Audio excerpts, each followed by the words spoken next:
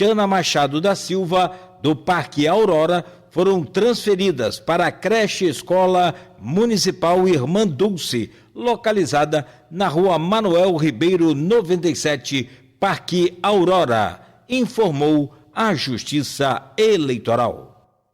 Quando se pensa em exames laboratoriais, logo vem em nossa cabeça Laboratório Plínio Bacelar. Exames de rotina e os mais complexos, como exames de genética e biologia molecular, através do setor de Biomol. O Laboratório Plínio Bacelar acompanha a tendência mundial em exames laboratoriais, com o que há de mais moderno e tecnológico para garantir o melhor resultado, auxiliando a classe médica na prevenção, no diagnóstico e no tratamento dos pacientes. Laboratório Plínio Bacelar. Compromisso com a qualidade desde 1942.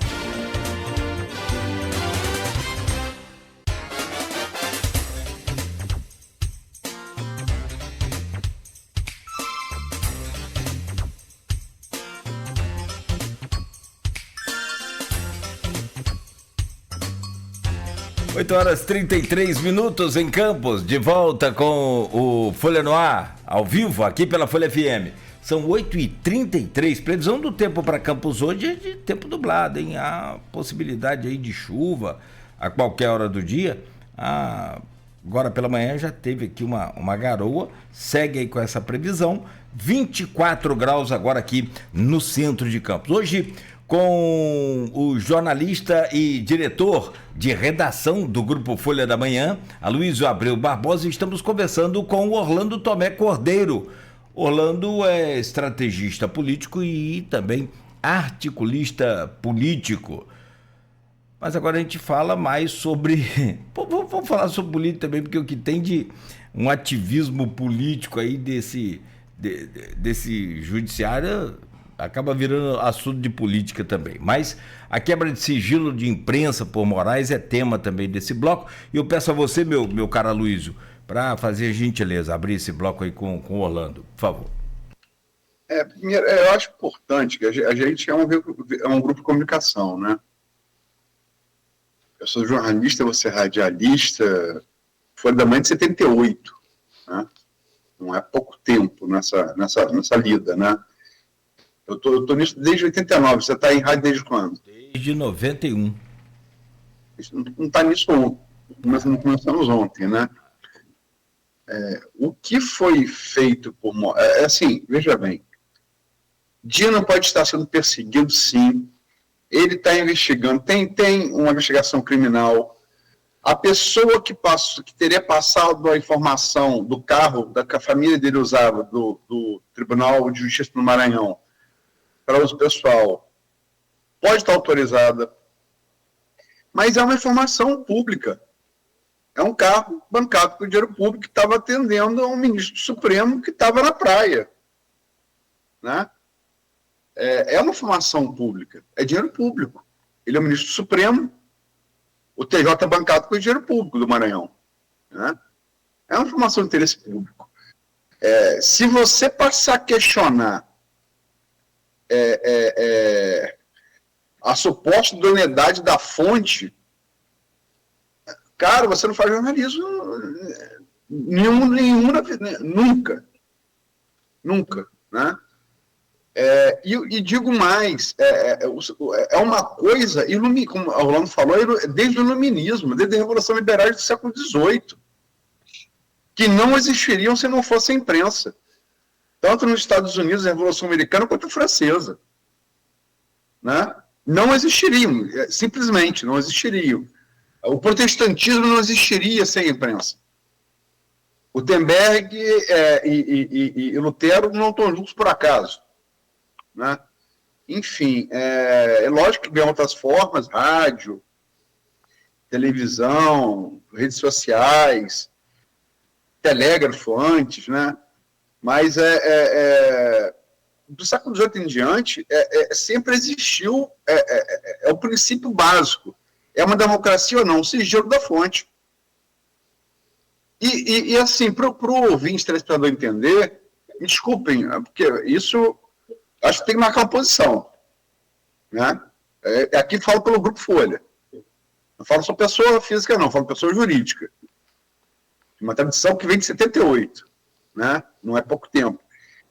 Não é para proteger o jornalista, é para proteger a fonte. Porque se Nogueira me vê praticar um crime na condução da rádio, se ele denunciar sendo Nogueira, eu sou empregador dele, eu demito.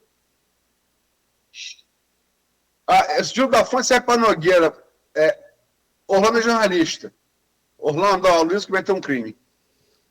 Assim, assado, dá a Orlando como jornalista as maneiras, dá ao cenário aquilo que é publicado, que não é publicável, maneiras de você aprofundar essa apuração.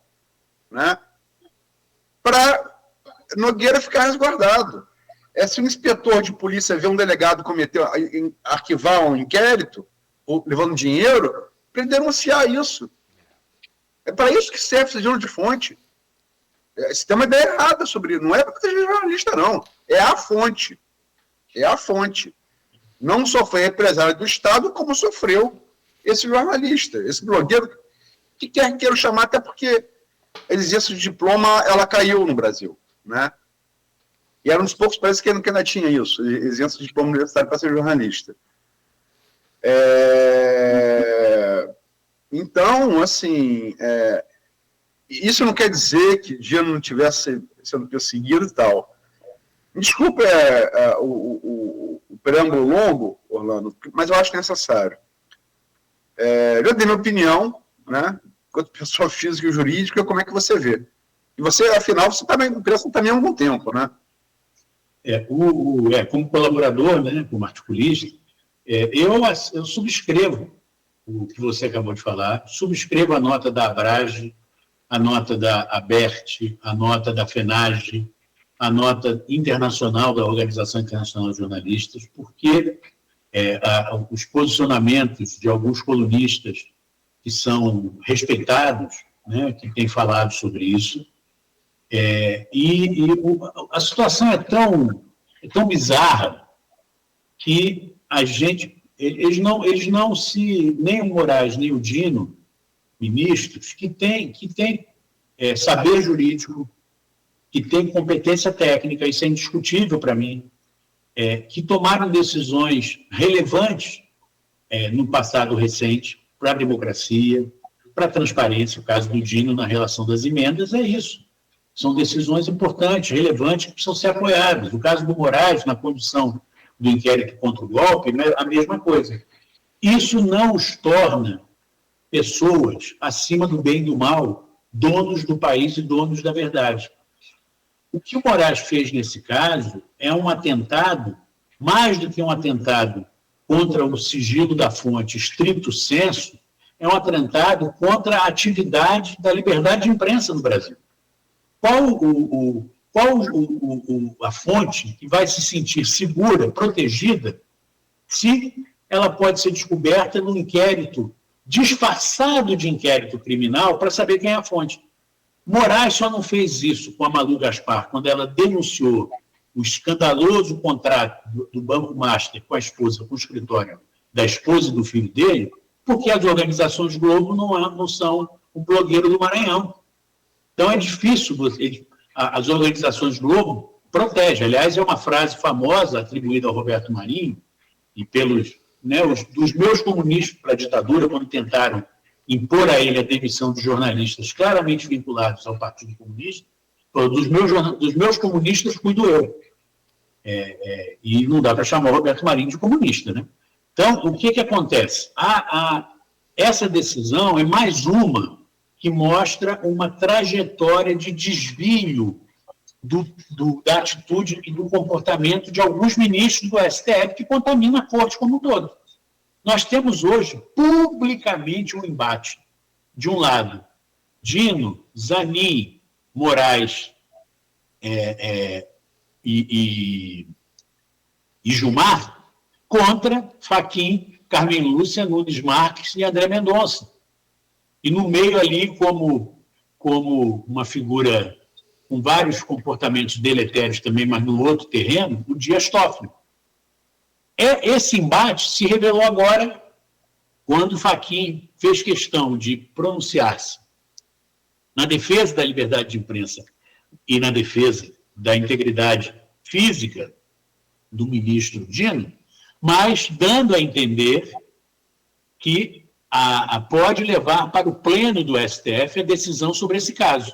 E o Alexandre Moraes, de imediato, já disse que não, que se tiver que decidir, o recurso é para ser decidido na primeira turma.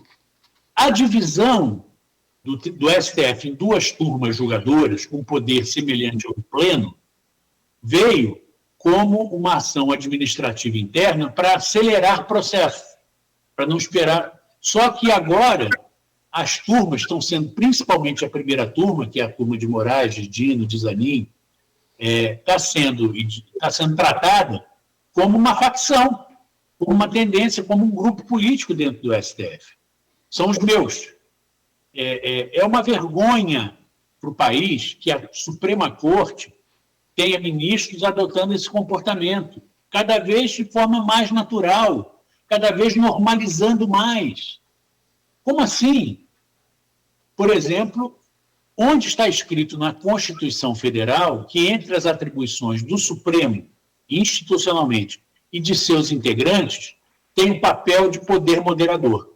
E o que fez Alexandre Moraes e Zanin agora, na semana passada? Promoveu um jantar secreto na sua casa, na casa de Moraes, para levar Davi Alcolumbre, presidente do Congresso, e Lula, presidente do país, para fazer uma aproximação. Como assim? Como assim? O STF, se tiver que julgar alguma coisa do governo, dos outros poderes, ele tem que ter autonomia, tem que estar afastado dessa discussão. Não. O STF hoje, por conta da ação e do comportamento desses ministros, tem se tornado mais um ator político, quase como um partido. E quem introduziu isso na cultura do STF, justiça seja feita, não foi nem Moraes, nem Dino, que tem pouco tempo de mandato. Gilmar Mendes. Quem introduziu foi Gilmar Mendes. Tem um canal no YouTube, o Aloysio e Cláudio, que eu gosto muito, que é do Rodrigo da Silva, que é colunista do Estadão, é um canal chamado Sputnik, em que ele faz um ótimo jornalismo investigativo. E ele mostra toda a ascensão do Gilmar Mendes, todo o comportamento do Dias Toffoli. Nós estamos vivendo essa quadra política. Aqui no Rio de Janeiro, o STF interferiu, passando por cima da Constituição Estadual e da Constituição Federal, mantendo o desembargador Ricardo Couto à frente do mandato de governador interino, ao arrepio da lei. Como assim? Eu não estou discutindo, não se trata aqui de defender Cláudio Castro, defender Ricardo Couto, não. A questão é a seguinte, tem uma legislação que é muito clara. Se você tem uma linha sucessória, o governador renunciou, quem assume? O vice. Não tem vice, quem assume? O presidente da Alerj. Naquele momento, o presidente da Alerj estava afastado antes de ser preso. Então, quem assume? O presidente do TJ. A Alerj agora já tem há mais de 2 meses um presidente.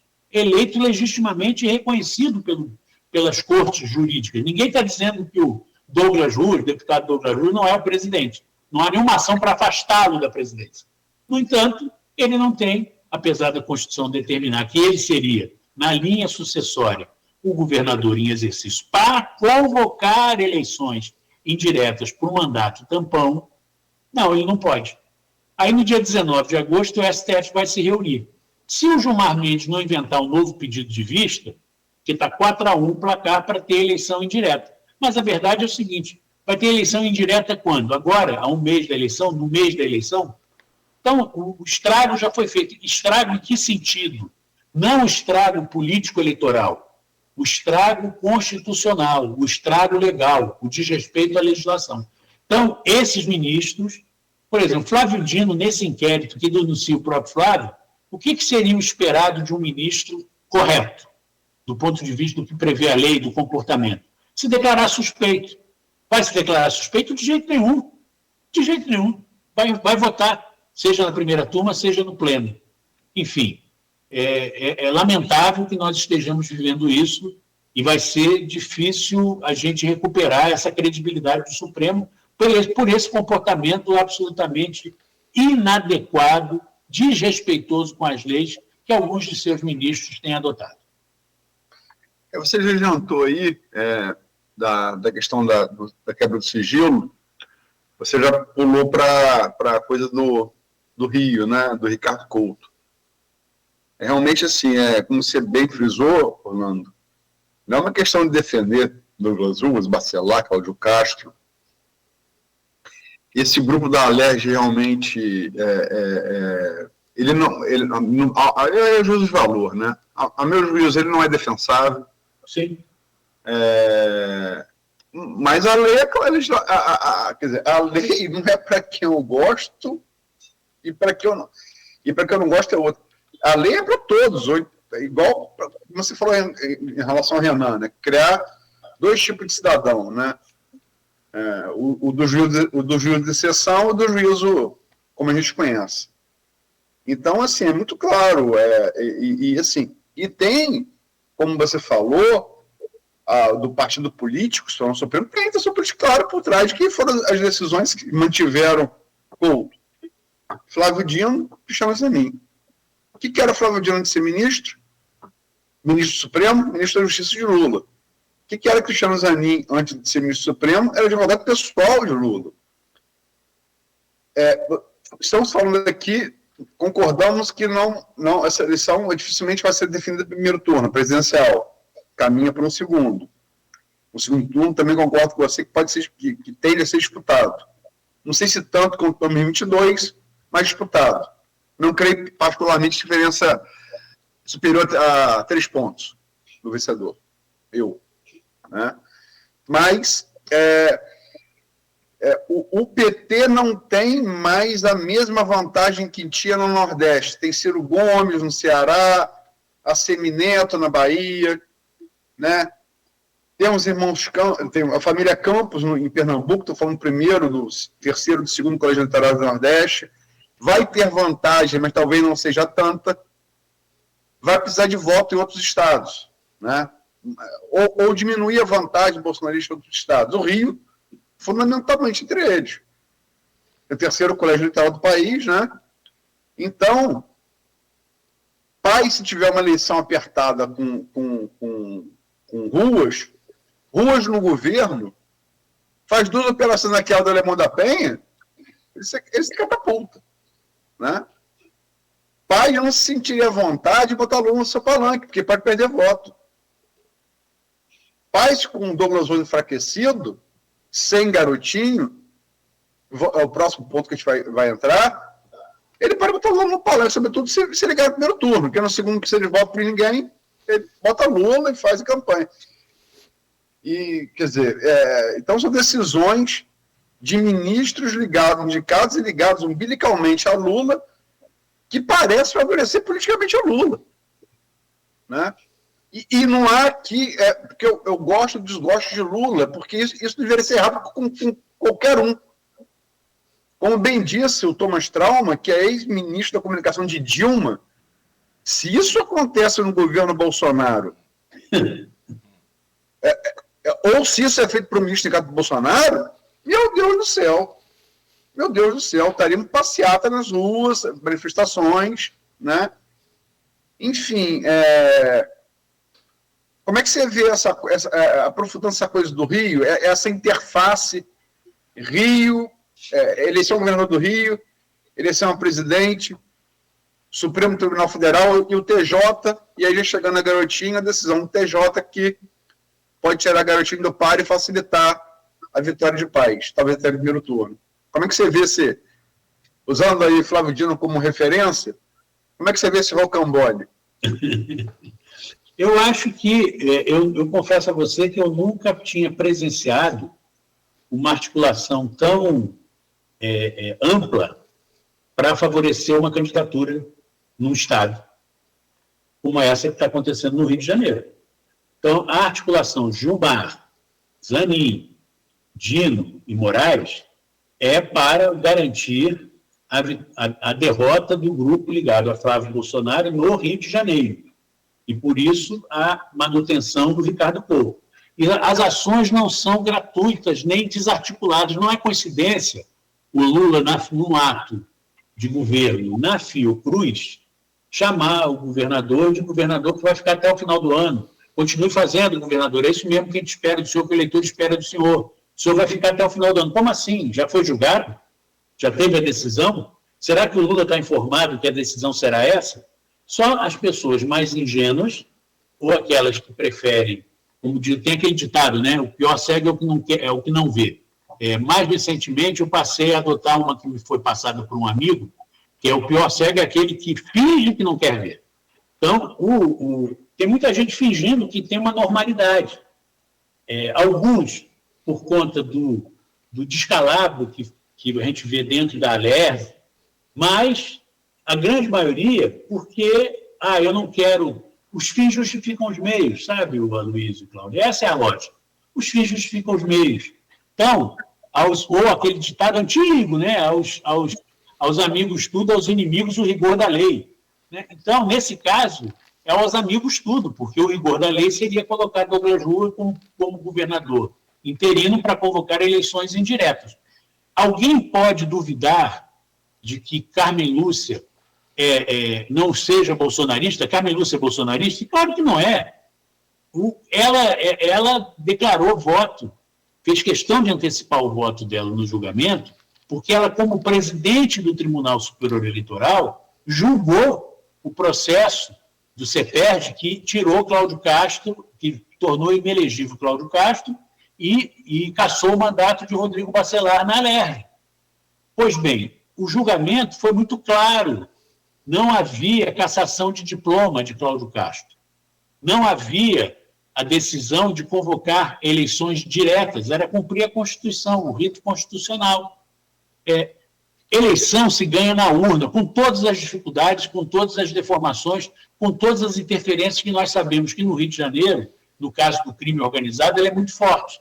Mas, como eu disse, eu quero ver, como eu disse no primeiro bloco, eu quero ver como é que Eduardo Paes e Pedro Paula, que saíram batendo no Cláudio Bacelar e no Douglas Rua, dizendo que a Alerj é um antro de criminosos, que é representação do Comando Vermelho, eu quero ver eles agradecendo de público o apoio do Canela, quero ver eles já agradecendo de público o apoio do doutor Luizinho, que, para a gente não se esquecer, ano passado foi alvo de uma investigação na questão dos transplantes e no desvio dos resultados de exames de clínicas indicadas por ele para serem contratados pela Fundação Saúde.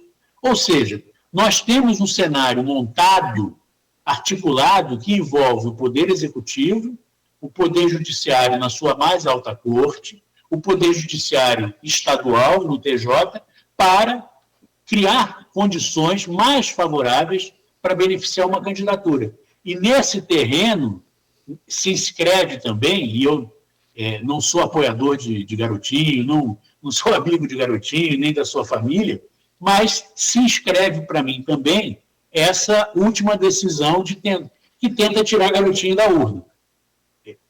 Faz parte desse jogo também. são 8h55, nós vamos falar um programa, né? Eu preciso, assim, é aquela coisa, você falou, tem gente que já cego é aquele que não quer ver, e tem gente que finge que não quer ver, né? E não é nem fingir que não quer ver isso que a gente está falando aqui. É no que pode dar isso. Aonde isso vai parar. Né? Assim, porque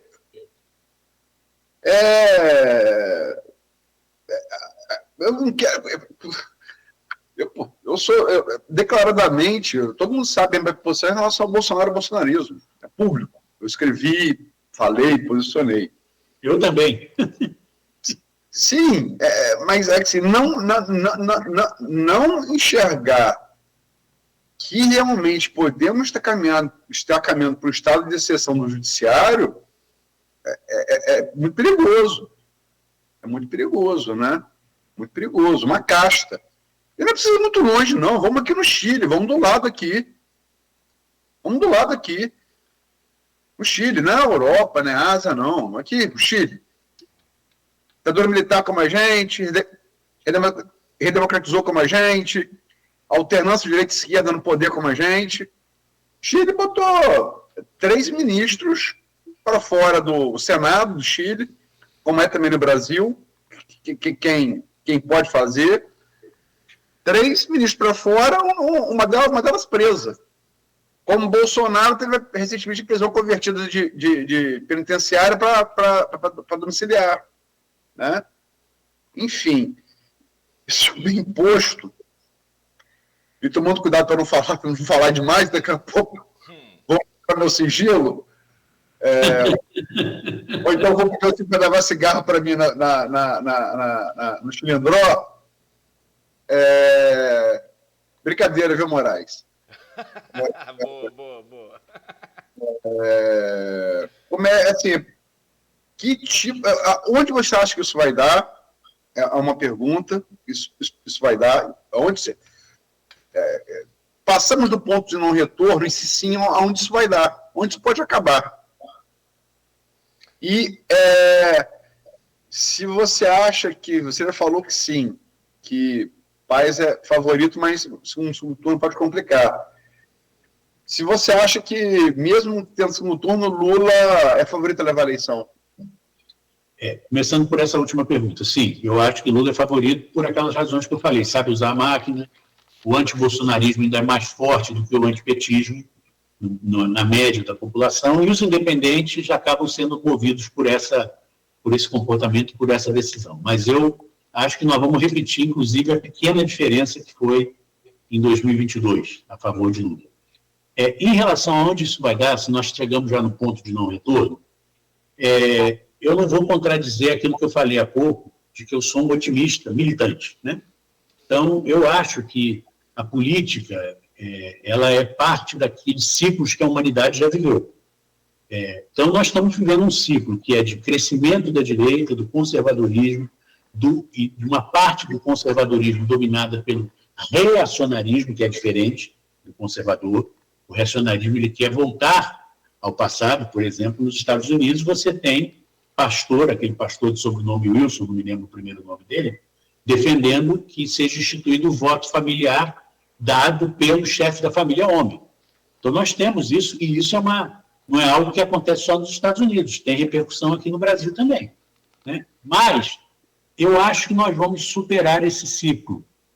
Eu tenho a impressão que, dependendo do resultado da eleição para o Senado, agora em outubro, nós podemos ter um primeiro-ministro do Supremo sendo afastado por votação de impedimento. Nós tivemos um sinal recente que, depois de mais de 100 anos, foi a primeira vez que o Senado rejeitou uma indicação presidencial para o Supremo. Isso nessa composição atual do Senado. A nova composição pode ser mais favorável a esse tipo de decisão.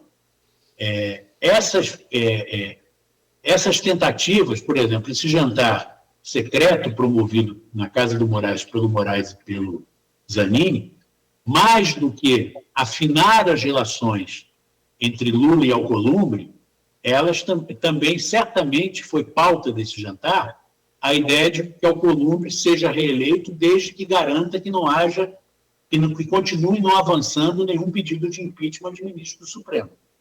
Tudo isso está na pauta, tudo isso está no jogo, mas eu acho que não vai perdurar. O próximo presidente ele vai ter direito a indicar mais 3 ministros para o Supremo durante um mandato de 4 anos. Né?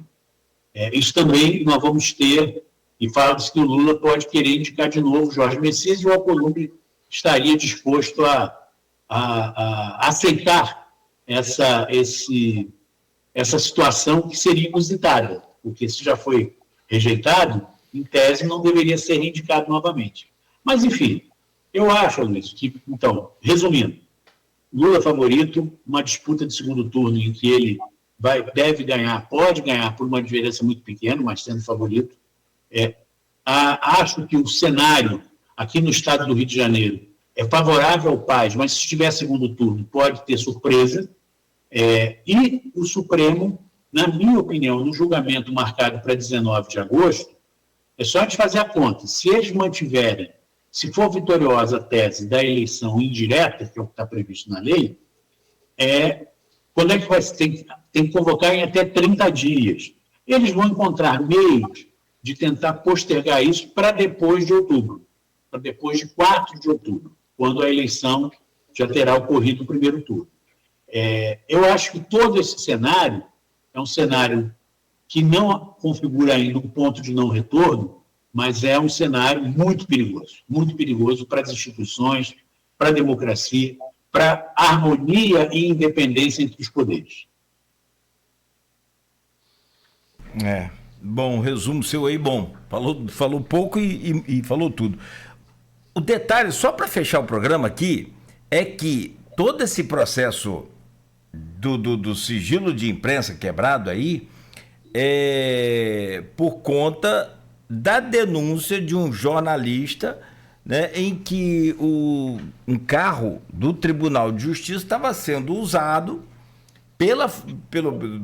do ministro Dino, usado por seus familiares indevidamente. É só por isso.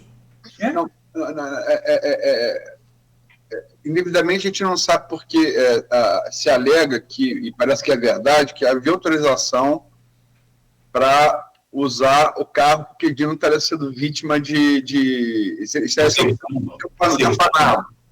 então não pode dizer que é legal, mas assim, até porque é legal quem vai decidir ou não é o judiciário. Agora é direito de qualquer jornalista, de qualquer radialista tendo posto essa informação num carro do TJ, atendendo a família de um ministro parado na areia de uma praia, de publicar aquela informação. Se ela é informação pública, de interesse público. Ponto. Não gostou, jornalista não toca. Ministro do Supremo intocável nem jornalista. Processa, civil criminalmente. Pede indenização por dano moral, na civil, e processa criminalmente. Existe crime de opinião. Sim. Avelino Ferreira foi preso aqui porque foi escreveu com o juiz. Avelino Ferreira. Sim, Avelino. Então, enfim, processa. E outra coisa, por que isso tem que ser julgado pelo Supremo? Isso é prejuízo de primeira instância do Maranhão. Sim. É isso mesmo. Tá errado. Tá errado. Também os caminhos, né, percorridos aí. Cara, é assim, eu não sou tão otimista quanto Orlando, não. Não sou, não. Mas, quem sabe esse problema não pode acabar virando uma solução para esse ativismo que esse grupo dentro do Supremo não está fazendo. Né? Porque o que você falou, poderia ter sido resolvido pelas vias legais, os recursos legais que nós temos, mas aí foi implantado esse sistema de autoritarismo, de abuso do poder aí que a gente consegue entender assim. Então, de repente... Se informar os ministros do Supremo, defesa dos interesses do ministro do Supremo não é questão constitucional. Desculpe informar. Um leigo aqui falando, até chato, né? O que eu não faço para eles é preparo jurídico. O Moraes, eu sou amigo de colegas de Moraes de USP. Diz que desde a USP ele era tipo aquele cara CDF, o melhor aluno da turma, de Astófilo não. Era mais despreparado. Digamos que era menos dedicado aos estudos, né? E Moraes sempre foi, desde a USP, assim, um crânio, entendeu? Alguém é capaz de negar a capacidade de Gilmar Mendes como grande constitucionalista? Só alguém que... O próprio Dino também. O notório saber dos caras é um negócio fabuloso, né? Verdade. Né? É um negócio extraordinário. Agora é isso. Eu vou fechar aqui me apegando também junto dessa esperança do botafoguense Orlando Tomé. Quem sabe esse problema aí que a gente discute hoje, que é um flerte com essa mordaça, com essa ditadura, sei lá, muito grande, não pode virar aí uma solução e já em breve a gente ter aí, quem sabe, até impeachment de ministro. Enfim, meu caro Orlando, vamos lá. Obrigado por hoje. Sempre muito bom, muito enriquecedor conversar contigo. Apesar de você sofrer tanto, meu amigo, com essa torcida pelo Botafogo e eu com a minha torcida pelo Fluminense, o único que pode falar alguma coisa que está bem aqui é o que mandaram para mim agora aqui, cara? Isso aí eu acho que isso tem que ser investigado. Vou entregar isso aqui para Moraes. Ver se dá para mostrar aqui na tela aqui. Ó, o que mandaram aqui para mim, Orlando? Eu já recebi. Pelo fim da escala 6x1. Eu já recebi. E um escudo do Botafogo do lado. Pô, aí não. Orlando, beijo no seu coração. Obrigado por hoje. Sou seu fã e até a próxima. Muito obrigado, Cláudio. Obrigado, Aloysio. Obrigado aos ouvintes. Eu sou, como reafirmo, sou um otimista, quanto mais militante. Então, eu acho que nós vamos sair desse cenário difícil que a gente está vivendo no país lá para frente. Só para dar um exemplo, Aloysio e Cláudio, de um exemplo da minha esperança, o Estado de Pernambuco tem 2 candidatos ao governo, uma à reeleição e outro prefeito de Recife, que ambos, o Estado está muito bem servido.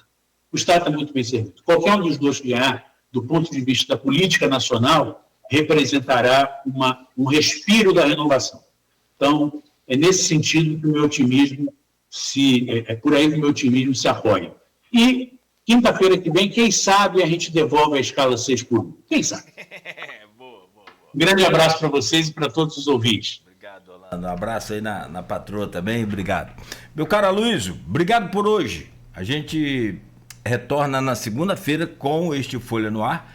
Amanhã, bem cedo, nas bancas e nas casas dos assinantes, o jornal impresso Folha da Manhã. Então tem mais pesquisa saindo aí hoje, tudo isso aí para você acompanhar também no portal Folha 1. Obrigado, Aloysio.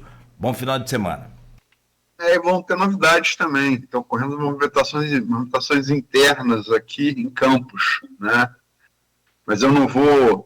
Tem umas coisas para falar. Você vai voltando, você vai tomando pé da situação, né?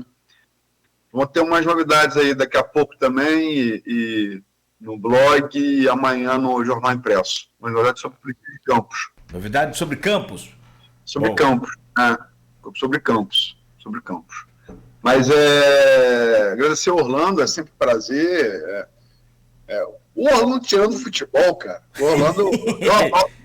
É uma maravilha. Como botafoguense, é difícil de capturar, cara. Mas... Eu acho, desculpa, Luiz, eu acho que Orlando é um flamenguista que escapou e foi torcer pro Botafogo, mas ele levou aquele DNA do flamenguista, que o cara é chato. Ele é aquilo que tem meu flamenguista médio, chato pra caramba.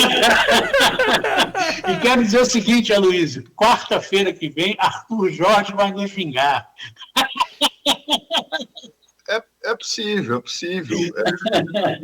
Mas Eu sou diferente, eu não tenho essa resiliência, sou torcedor não, eu passei a torcer para o Flamengo, aquele grande time de 1980, depois de 81, muito criança, aquilo me marcou ferro quente na alma, e sou mal acostumado. O Flamengo não está bem, eu paro jogar futebol. Simples assim, eu não, entendeu? E assim, acho sinceramente, e não é pessimismo, né? Mas é o quadro, né?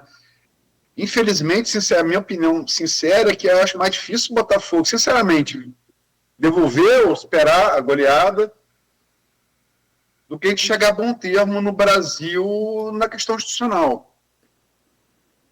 E acho aquela particularmente, assim, de novo, todo mundo sabe a minha posição em relação ao Bolsonaro, bolsonarismo, entendeu? Até o risco que se correu se o Bolsonaro tivesse sido eleito, eu não sei se ficaria na rádio, por exemplo, se o Bolsonaro tivesse sido reeleito, pelo fato de rádio ser uma posição federal, a gente entraria num... Agora, eu acho que o que está aí não se resolve sem impeachment do Supremo. Isso não é uma pauta de extrema-direita golpista. Isso aí. Isso é uma parte que vai até a esquerda além do PT, como o PCO, por exemplo. É mais esquerda que o PT. Entendeu? Então, eu acho que, infelizmente, é o nível que a gente chegou. Entendeu? É o nível que a gente chegou. E tenho muito receio, sobretudo, como o Orlando bem lembrou, desse jogo de cartas marcadas aí de Moraes, Zanin, Lula e Alcolumbre. Enfim. Mas vamos ver. Obrigado, Orlando.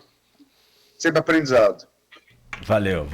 Gente, 9h12, fechamos aqui este Folha no Ar, de volta segunda-feira às 7h, oferecimento de Proteus, Unimed Campos, Laboratório Plínio Bacelar, Vacina Plínio Bacelar, Coagro e Radmed Diagnósticos por Imagem. Cada vez mais rápido, eles escrevem, falam, até pensam por você. Mas no meio de tanta informação, quem te mostra